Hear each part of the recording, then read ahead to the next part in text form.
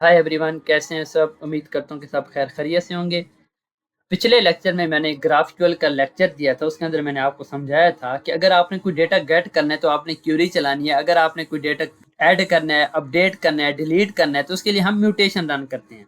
मेरी वीडियो के नीचे एक कमेंट आया था कि ग्राफक्यूएल एपीआई की हमें समझ नहीं है।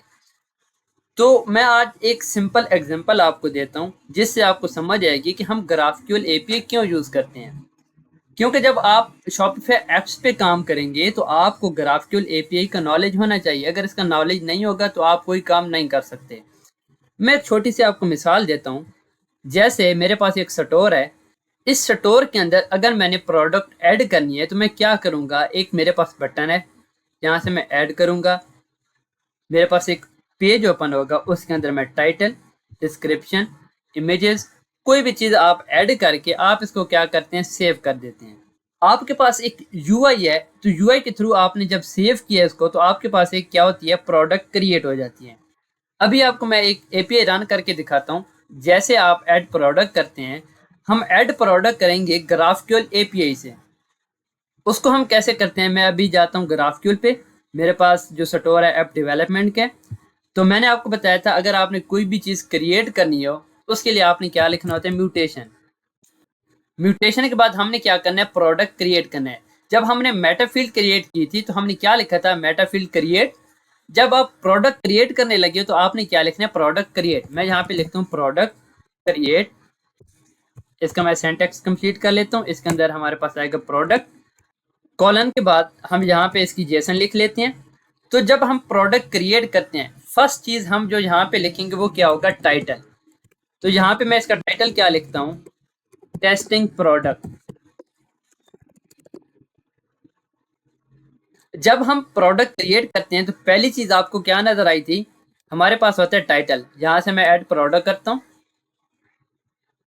तो पहली चीज जो मैंने एंटर की थी वो थी टाइटल। उसके बाद क्या होता है, डिस्क्रिप्शन।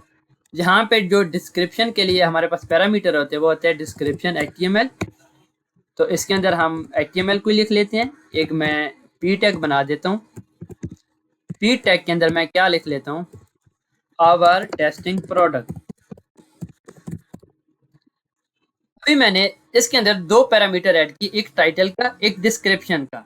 मैंने इसलिए यहाँ पे ये ऐड किए ताकि आपको समझ आए कि ग्राफक्यूएल के थ्रू हम अपनी प्रोडक्ट ऐड कैसे कर सकते हैं।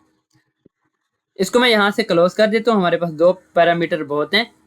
इसके बाद मैं क्या करता हूँ, नीचे चला जाता हूँ। इसके अंदर दो मैसेज हमने लिखने होते हैं। एक हमारे पास होगा प्रोडक्ट, इसके अंदर हमें क्या रिटर्न होगा, इसका आईडी और इसका टाइटल। प्रोडक्ट के बाद हमारे पास होता है यूजर एरर्स। यूजर एरर्स के अंदर हमारे पास क्या आता है, मैसेज। मैं यहाँ पे लिख लेता हूँ मैसेज। ये सिंपल मैंने एक म्यूटेशन किस चीज की बनाई है, प्रोडक्ट ऐड करने की।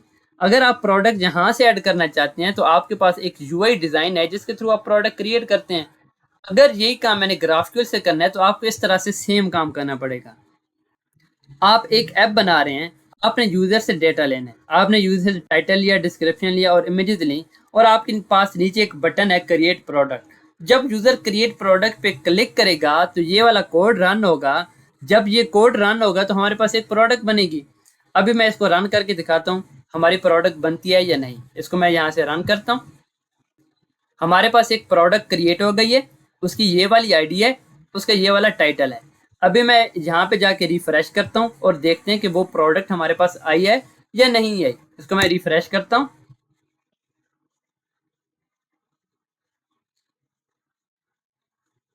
तो ये देखिए हमारे पास एक टेस्टिंग प्रोडक्ट के नाम से एक प्रोडक्ट क्रिएट हो गई है।